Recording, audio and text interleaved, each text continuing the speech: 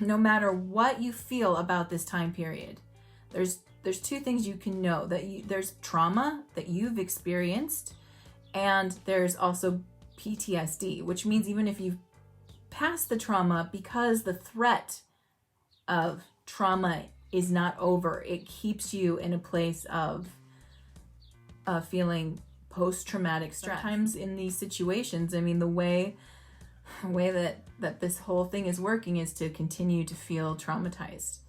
And when we're in fight or flight, many times we're not taking the time to assess what's going on with us. We're just like head down, power through. I got to get through this. On the other side of this, I'll be able to deal with whatever's going on with me emotionally. But remember, fight or flight is it's meant to be a temporary state. It's meant to be a state that you're only in for a little bit of time until you feel like you can be out of danger. With the way the information is going out, with the way that we're constantly getting, this is happening, no, this is happening, now this is happening, that keeps people in a state of repetitive trauma. And when we're in that state, we must learn how to adapt. I mean, if we're going to take our personal sovereignty, meaning our sense of calm, peace, and power back, we need to look at where it's hitting us and start working on those areas now. So what I'd like to do is teach you something through the art of palmistry.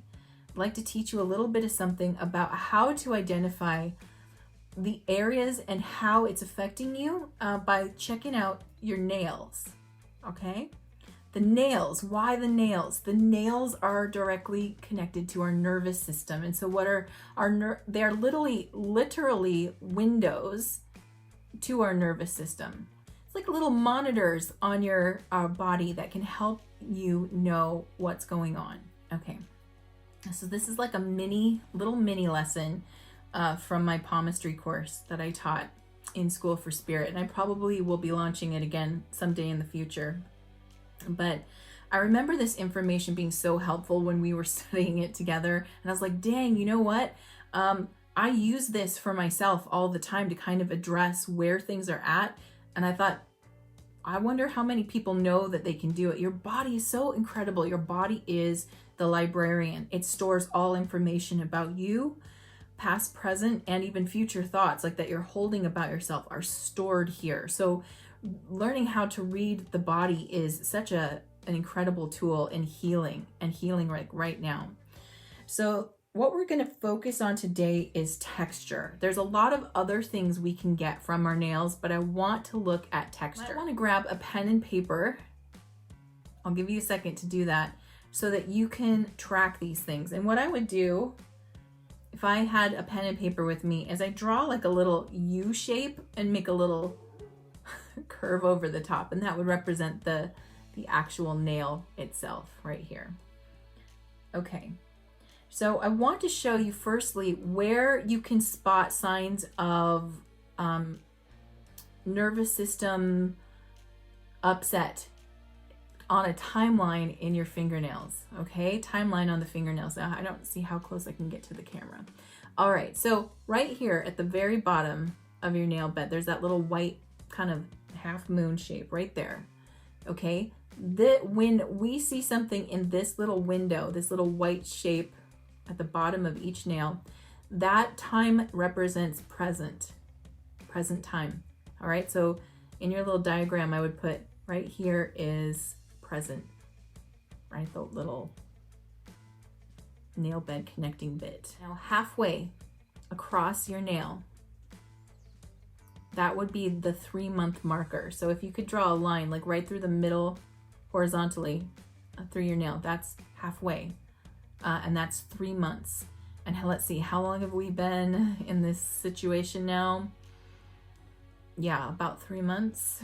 So we might see some activity right in here. Okay, now closer to the top of the nail, under the, right where it kind of starts to grow out. So right underneath the little white ridge in your nail. I'm sorry, that white like little divider. You know, the bit you'd chop off if you were cutting your nail. Where it connects, that little line, you can call that 6 months, okay? So Some people's nails grow longer, and obviously anything above the pad would be more than 6 months. Now we know the timeline. Now we know what timeline we're looking at. We've got present, 3 months out, 6 months out. So 6 months in the past, 3 months in the past. Present. We're going to look and see if we have what's called fluting. So the base nail texture, like what's considered to be healthy or undisturbed, I guess, in this case, is a fairly smooth, flexible texture. Fairly smooth and flexible. So it's not hard or rigid or dry. It's got some give to it. And the nails themselves are fairly smooth. Okay, so that's what would be called the healthy baseline. Now, the first sign that we're going to look for is called fluting. Okay, and now this can be mild to quite drastic. So it varies, right? There's not one kind. It's kind of based on where you're at emotionally. So fluting is when there's lines that are vertical running up and down the nails, fluted. It's almost like your nails the nail face itself looks almost chiseled in a way. It's got facets. That's fluting. You're looking for fluting. Now I noticed that with fluting, that can be directly related health-wise to dehydration. I've noticed that when I'm slightly dehydrated, like I am today, that I see more fluting on those days than when I'm fully hydrated. If you're seeing mild vertical lines on your nails, you might be dehydrated and or a little nervous. So fluting is actually an indicator of an overworked nervous system when you see fluting. So the deeper the ridges, the more pronounced the ridges are, the drier they are, dehydration, but also your nervous system is overrunning. It's definitely you're in overwhelm. When we see fluted nails, we're looking at a very overwhelmed person. Other thing that could be going on here is that you're feeling extreme nervous tension. So if you're seeing lots of fluting, deep ridges vertically, notice, is it on every nail? Okay, so I want you to just take a note for yourself. Is it on every nail, or is it like most nails are smooth, but then there's this one nail that's like super rigid? So note number 1, mild ridging on all the nails, possibly dehydrated. 2, more severe ridging on one nail, that's definitely a specific area. And then it's possible to have it on all. And of course, if you have it on all, this is extreme nervous tension that's happening in the body. And we'll definitely talk about things we can do to help us feel more calm and grounded. We're gonna move on to what's called a horizontal ridge. Now, remember the time markers. So for the fluting, that's interesting. That's the one you can't really see a time marker on because it's not like it starts at one spot and then stops. It's like up and down the nail, which just means I'm overwhelmed, I have a lot of nervous tension, and if it's on a specific finger, it's around a specific area of life. This next one is really important to note where the mark is, because that'll tell you what time it happened, what time period. Okay, so what we're looking for is, do we have any horizontal lines going across our nails? And this can be a mild line, a mild indentation, or it can be pretty severe. It almost looks like you got your finger jammed in a drawer, right? Like the nail really bends in at one point. So take a look. Do you have any horizontal ridges? And I actually did find one. I found 2. So like I said, some of these, and holy crap, I'm having self-discovery moments with you while we're looking together. Oh my Lord. I bet you've guessed right now that depending on the depth of the ridge of this horizontal line, from light to intense, the horizontal ridge indicates serious illness or trauma. So someone who had maybe like a long-term illness or a sudden illness that overcame them would get a line like that across the nails. Trauma is the horizontal line. Now here's what I've discovered on mine. and it's kind of freaky. This hand, my non-dominant hand, all 4 fingers, and guess where it's at? It's right at the 3-month mark. What could have traumatized me 3 months ago? How about anybody else? Anybody else have that horizontal line? Like I said, it's very faint. In fact, I don't even know if I could show you. I can't really get a read on camera. You'd really have to look. I had to tilt it in the light, and what I see is just like a slightly raised looking line there, but really evenly and at the same spot on all 4 of those nails. So clearly, when things went south in March, that had an effect on me. It always starts at the base of the nail, right? So this is your nails are growing up and out all the time. We know this. So we wouldn't necessarily be able to catch these unless they were intense, like unless you saw a deep ridge in your nail. But it's growing up your nail all the time. Okay, and that just lets you know when it happens. So it's really interesting how accurate your body is like it has its own censoring system where it's reading you all the time and reporting back. And that's why I'm so fascinated by the hands, because the hands tell us so much information about ourselves. By the way, with the horizontal line, once it's grown past the tip of the finger, it's gone, right? So it's like a readout. It's like when we're reading the Schumann resonance and you see those spikes, right? So that spike is going to pass. So what it says is the horizontal line, it's talking about trauma and in some cases severe illness, and it's talking about the shock, the emotional shock that went through your body at the time that occurred, that horizontal ridge was created. Let's now look for white spots. Does anyone have a white spot? And again, with white spots, it's the same thing where you can actually track it through time. Remembering that right near the bottom of the nail is now. White spots in the middle are 3 months out, and then white spots towards the top of the fingers are 6 months out. So take a look at that. See if you're getting any kind of white spot. And again, sometimes these are faint. They look like minor discoloration, and sometimes it's like, no, that looks like a white spot. I definitely see it. White spots represent worry and concern. So these are reoccurring worries and concerns. If you had, I've seen people with multiple white spots in one nail, which means it's a repetitive worry. It's something they keep coming back to, and it's connected to, again, a certain area of life. There's also, again, there's always a health component. That's the interesting thing with the hands. Thanks for bringing that up. Is the hands are also can indicate health as well. I mean, we can look at nail color. Nail color is an indicator of health and vitality. Sometimes the hands can indicate different, can be an indicator of different organs in the body.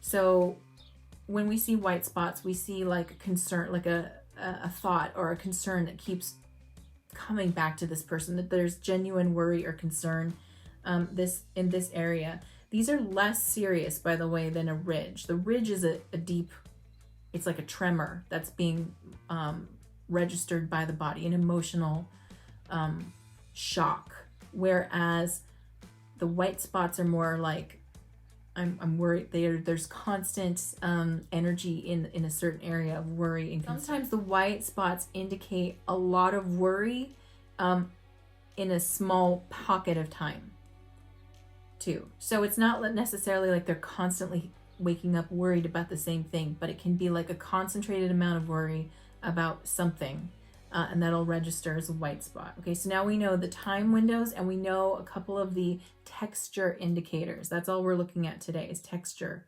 Texture tells us a lot. So let's look at what each finger means. So the pointer finger is actually called Jupiter. Jupiter's a lucky finger, right? It's our expanding doing. It's our magic wand. It makes it happen, right? So when we're dealing with issues on Jupiter up here, this has a lot to do with it's our connection, right? So there's a reason why you see that picture of Adam and God touching pointer fingers, right? This has to do with faith. Jupiter definitely has to do with our feelings of faith. It has to deal with personal, our sense of personal achievement or personal leadership. Jupiter represents leadership or self, our ability to deal with something. So when we're seeing indicators on Jupiter, we're feeling insecure about how can we handle this, and we might also feel like we're having a crisis of faith whenever Jupiter is showing indications of worry or stress, right? So it's just my personal power is Jupiter. The middle finger is known as Saturn. This is Saturn. So when we're dealing with Saturn, we're dealing with Saturn's naturally a worrier, by the way. It's like, of all the fingers, like one of the biggest downers is Saturn. There's a reason why we give people the middle finger. We're giving them Saturn, right? Like, it's a kind of bummer. It's Saturn. It's all the stuff that you would associate with the planet. Saturn is finances. Saturn is money. Saturn is responsibility. Saturn is workload. Saturn is karma. And so when we're seeing stress indicators on Saturn, we're being stressed out in the areas of responsibility, security, and finances predominantly. Those are the big focus. Stress on our ring finger is Apollo, right? So now you're starting to see like why we use our fingers the way we do, or what the indicators mean. So Apollo is naturally our ring finger, although look at me, I'm like decorating everybody. Apollo is our ring finger. Apollo being the sun, Apollo being our creativity, our reputation. Our Apollo is connected to good luck and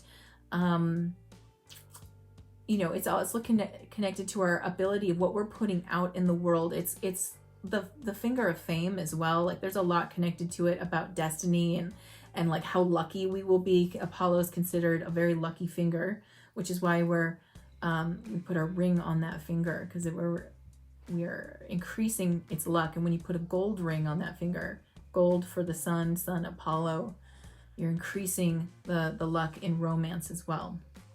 And so when we're having issues on Apollo, we're seeing that we're worried about our relationships. We're worried about our ego as well. Like how is this going to fare for me? Like, how am I going to handle this? And what's it going to do to my future? Like Apollo is often connected to future endeavors, or what my creativity will bring to me.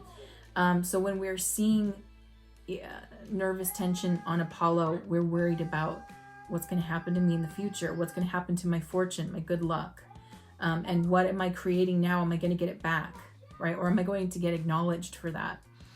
And Mercury, your little pinky finger. Mercury is, again, it's associated with very much with business. Communication and business are very much connected to Mercury, but this also has to do with money as well. Different from Saturn. Saturn is finances and like how I handle things, but this is like how quickly does money come into me. So if we're stressing about like the money coming in, or our business, like a lot of people I bet might have some stuff going on. Thank you.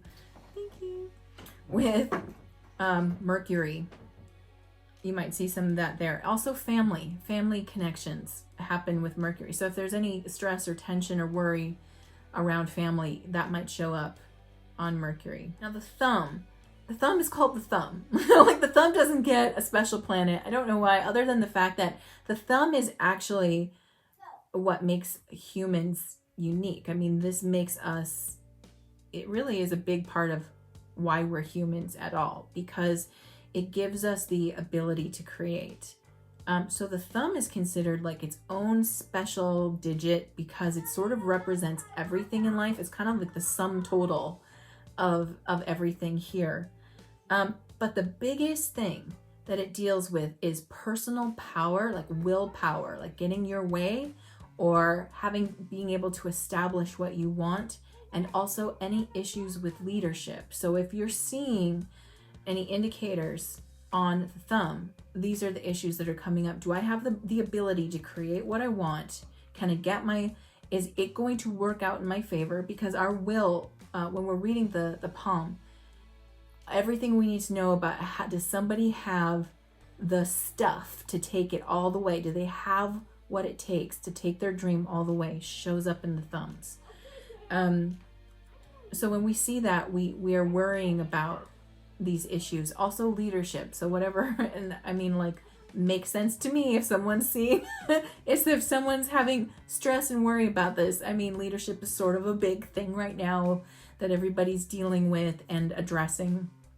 So if you're seeing indicators of stress there, it makes sense to me. And again, it's like the sum total readout of humanity. So it makes sense to me that if there was drama, the thumb would be a natural place to register it. Based on what we're dealing with here, let's talk about ways that we can start soothing the energy now, because this is all recorded as what is done, right? Like everything that's happened, even if it's in the present, it's already happened. We're dealing with fluted nails, the vertical lines on the nails. It is a very important time to go get your feet on the earth. It's getting warmer in some places, especially in the northern hemisphere. It's getting warmer for us. So getting your naked bare feet on the earth and standing there for, hey, if you can do 10 minutes, that would be great. Just walk around. Walk around on the grass if you can. It's going to ground your energy. When we are feeling overwhelmed, we're not in our body. We are like in our head and spinning out of it. So anything that we can do to ground ourselves deeper into our body is going to be a blessing for us. It's going to bring us that sense of calm. A little sea salt to your water, like salt. Salt is the earth, right? Then salt of the earth. Getting salt in you can help also create that anchoring feeling. Kind of black crystal. So this one is a polished black tourmaline. And it's not the prettiest form of black tourmaline, but I like it because tourmaline can be kind of flaky in its raw form and a little bit rubby against the skin. So this polished black tourmaline works really well for sticking in your bra. And yes, I have stuck this giant Hurricane rock in my bra because I don't care now. I'm like, I don't care if I look like I have a third boob. This is helping me ground. So any way that we can create a sense of grounding, we start to take that tension out of our head and move it down. You want to think about it like moving through your body into your feet and into the ground. You really need to grant yourself seriously some time and try it daily if you can, but at least a couple times a week where this is your time to cocoon and heal. And I mean, do all the things that feel good. I mean, so if you're a person, for example, who would take a bath to relax, I'm asking you to go ultra bath, okay? Like get the sea salt in there, put the candles on, turn the lights out, get your favorite tea or beverage, have it there with you, and you need to make this a sanctuary, right? Get yourself in that place. I personally like to do like a sanctuary bath, and the reason why is because naturally your body relaxes in the warm water. You can't help it. 2, with the Epsom salt or sea salt or both, that's grounding again. So now you're getting the soothing energy of the water, but also the grounding of the salt. And number 3, it emulates the womb where you felt the safest.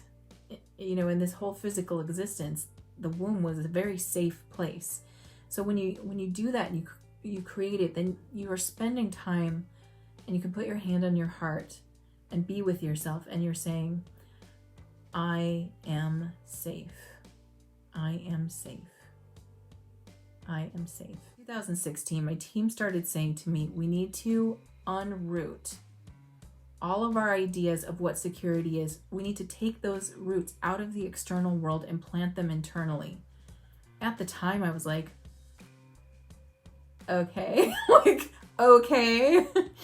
When I got that message, I mean, they made it very clear that it's time to extract these roots from the external world and plant them in an internal place. If you're basing your sense of safety on something outside of you, I guarantee you, you are setting it up to be taken away. Why? Because it simply can, right? If your sense of safety is in a house, is in money, is in a country, is in a family, is in a lover, and anybody, if you're planting that out there, it can be taken away. And it's not that these things can't enhance our feelings of safety and security, but they shouldn't be what gives you safety and security, right? So when we find a way to connect to that feeling internally, knowing that it's always there, knowing that it is your right to feel safe and secure, when we can find that connection, for some of us, it takes a long time. It took me a long time. When we find that and we create it and then we allow it, we just keep going back and I am safe in me. I am safe here. Then you start to really get that feeling of like, I can do this back. That self-empowerment, it comes back. So if you take time for yourself to do that, you are empowering yourself every single time and healing trauma at the same time. So if I was worrying with my Saturn finger, right, then I'm looking at responsibilities, I'm looking at finances, I'm looking at security. If I can look at where I'm worrying, I can then establish that same sense of I am safe right now. In this present moment, I am safe. Now, this is one of my favorite exercises to get me back on track, where I am no longer fantasizing about gloom and doom. Because most of our fears, most of our worries are about things that have not yet happened. And so we are robbing ourselves of peace in the present moment. And when I've gone through really hard times in my life, I've used this technique to help me stay present versus going down the fear spiral. And all it is a present moment checklist, right? So, a lot of people worry about money, about what's going to happen to me in a month, in 3 months, right? They think about that and they start freaking out. You need to look at, this is exactly what I have right now, right? This already exists. I know I have blank. And that gets you present, that it exists. We're already thinking about it as gone or spent, but if it's there, it's there, right? And it doesn't really matter what the amount is. It's just that money is there. And there's more, and there's probably more coming if you're really connecting in with that. You can look at your surroundings. You can look at the people around you. Maybe you're worried about others. You can look and acknowledge that they're here. I see you. I see that you are okay. I can hear my kids outside. I know they're with their dad. I know they're safe. That's present moment. And that helps ground you into this moment. When you realize how safe you are, you're so safe in this moment that you're able to worry about the future. When you kind of make that connection that I'm that safe, I'm so safe that I can literally leave my body and head and go to some other place, then it connects you back to your sense of internal security and safety. And then you realize that worry is more or less a choice. It's a choice you're making. And then you can then either continue to make it knowing you are safe, or you can decide, I don't want to be there. I don't want to do that. And again, reclaiming that sense of peace back in the moment. Get present with what is happening right now. And many times you'll find that you're safer than you think you are. Thank you for watching. Subscribe now and hit the notification bell so that you know the next time I release a new video. Until then, stay magical.